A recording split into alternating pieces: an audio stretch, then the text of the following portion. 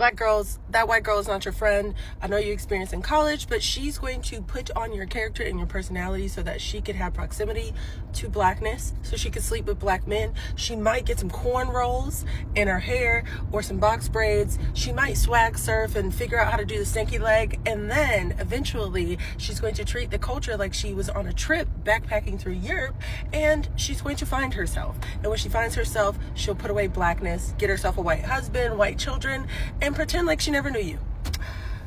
Stay careful, stay safe. Bye. I was just in a live where people were talking about if black women and white women could really be friends. And I got on there and I started to talk about empathy. The people who were in there were very resistant to thinking that white people don't have empathy and that they need to be taught it. To exert racism for such a long time, you can't be an empathetic person, because to be empathetic means that you wouldn't be able to uphold those systems. So do I think white people need help developing empathy? Yes. Yes, they do. Do white people maybe have empathy for animals where they don't have empathy for humans? Yes. Yes, they do. Mom is a hardcore racist biker, vehemently expressing racism through her actions, her words, who she hung out with. And so, yeah, I was not raised to be empathetic. Unless that white woman is able to demonstrate an actual real level of emotional intelligence and understanding of empathy, it is not safe to be friends with them, with us. I have a theory about why black women and white women are having such a hard time getting along, and it starts with a story. When I first started teaching, I was in a teacher training program with 3 other women. 2 of them were black and 1 of them was Indian, and we started teaching at the same school, the same grade, at the same time. One of these women, a black woman, completely excelled. She did so much better than I did at literally everything. Classroom management, her test scores were high. She was excellent at literally everything. And something about her excellence didn't sit right with me.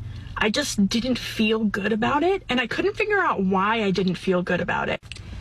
It was internalized racism, but I didn't know that yet.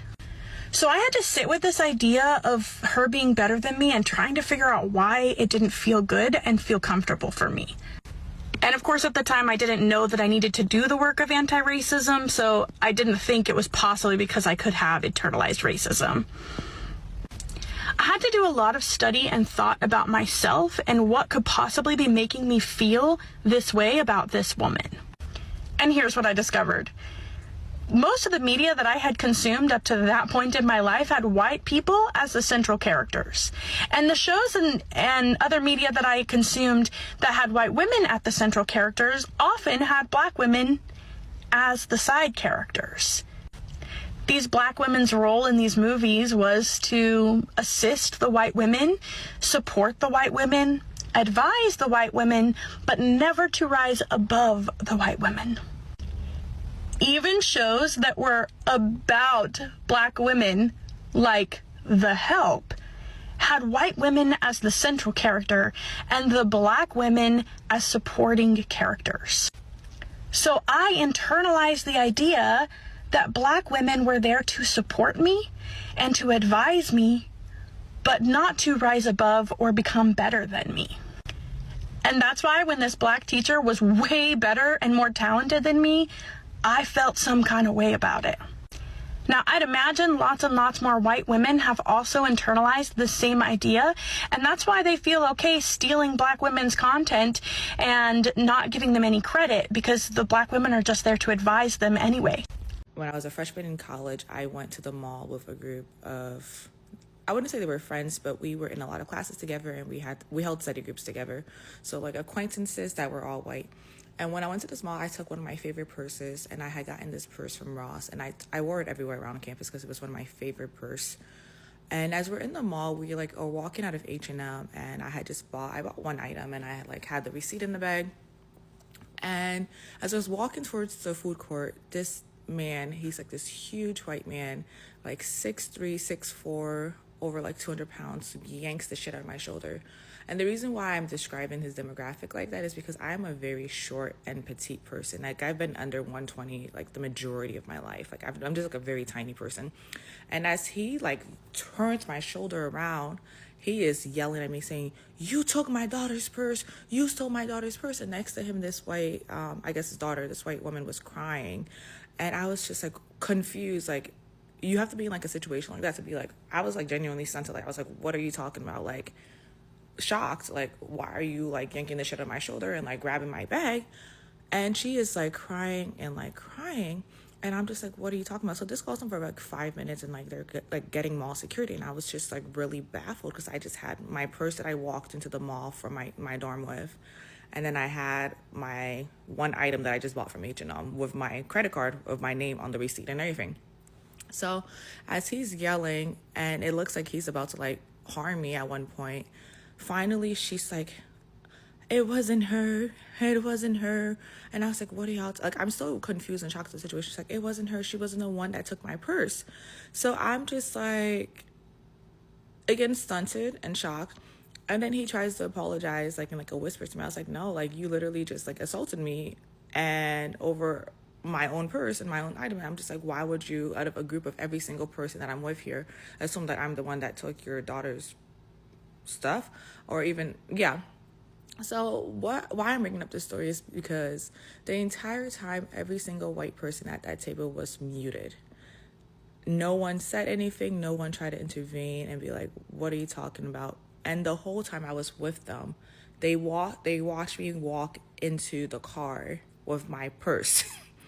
Around campus, they've even made compliments. "Oh, I like your purse. I like your handbag." The whole time. So I'm like, you could have easily de-escalated the situation. Be like, no, like she walked into this mall with that purse. Like that's her purse. And to make matters worse, like they like took my purse, like security day, and they found like my college ID, my purse. Like I had like things that are personal identifiers for me. And I was like, when would I have the chance to put my shit in your purse? I'm like, you can check the cameras. Like I literally walked on this purse.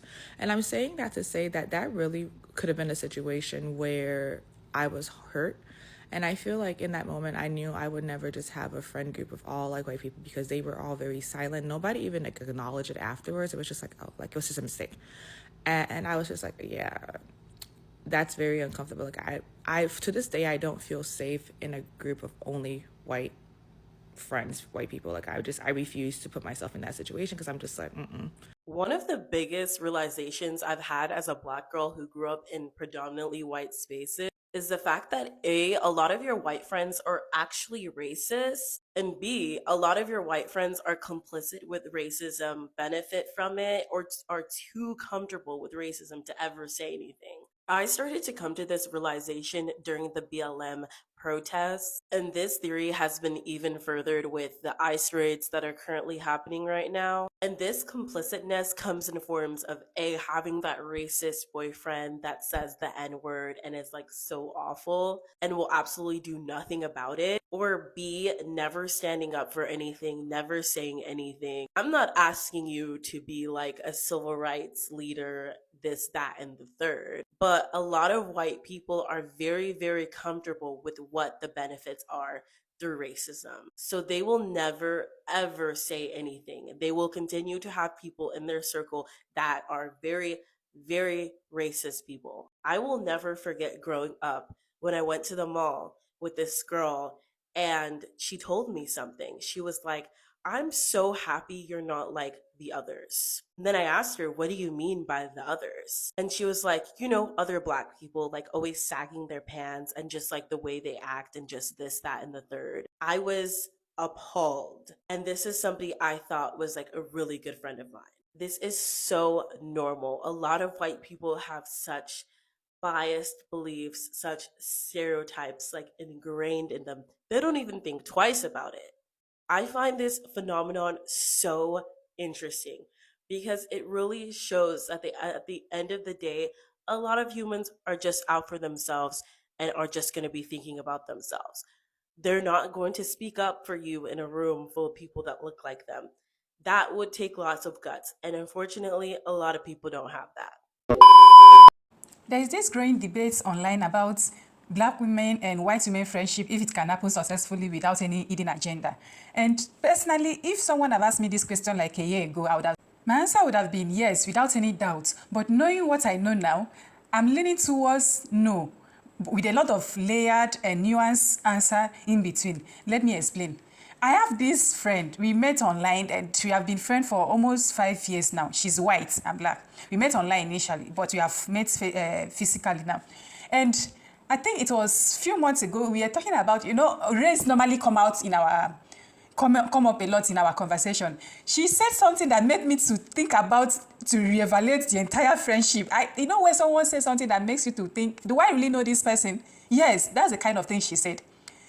We were talking about this race issue and all of that.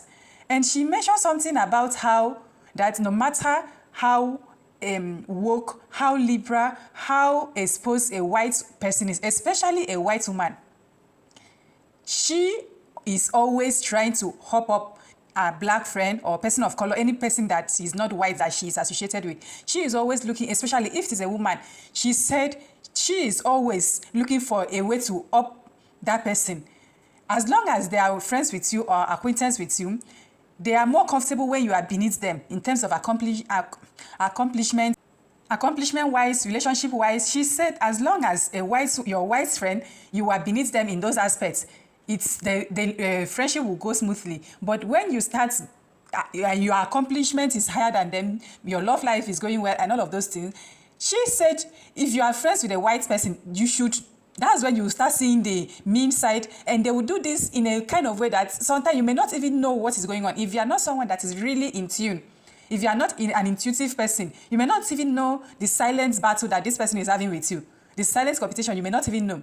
And that makes me to realize a lot of things that even I have noticed with this lady, with this my friend. She's my friend. She knows that I'm talking about this. Because even as she said this, she said, one, why they behave like that is the way they were brought up. And this empathy of a thing, she said even why she started feeling like being empathetic about another person is when she started making friends with black people and other races.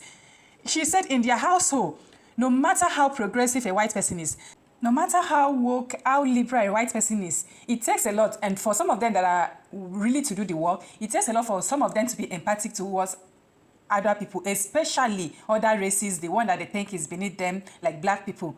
Because according to her, she said their household, the way the white people raise their family is a selfish, that is the core doctrine of their upbringing, something like that. I can't really explain the way she was telling me the thing. So it takes a lot. It is ingrained in them that is you first, is you before any other person, especially those ones that are racist, join the race in it, the white supremacist angle, then it will make someone to grow up not having empathy for other people, not always thinking that other people are beneath you. So when some of them are friends with with black people, I'm a black person, so I'm going to always focus on black. When they are friends with black people, there is always an ulterior motive, especially if you have black brothers. Some of them, no matter how racist they are, like she explained it the way that there is a phase that they go through, that, this fetishization of black men, black and all of those stuff. So sometimes you would think that they are your friends, but they just want to use you to get to know your brother and, have something, situationship with your brother or whatever. Even the most racist one still want to get, they want the proximity to the black at one point in their life. So you may just be a passive for them. So, yes, to my answer to this question, can white women be friends with black women without any ulterior motive? My answer is no. No, they always have ulterior motive. And now, don't get me wrong, maybe there are exceptions. Maybe there are some that are really just want to be friends, just friends without any ulterior motive. Just like everything in life, there may be an exception. But generally speaking, if you are friends with a white woman, always be very, very conscious. Just keep your two eyes wide open. Be vigilant and know that for them, their whiteness comes first before any other thing. Okay, ladies, I would love to know your thoughts on this topic. Have you had any friendship with a white woman? How was it? Let's talk in the comment section. Please don't forget to like, share, and subscribe to my channel. And thank you all for watching. I'll see you in my next video. Bye.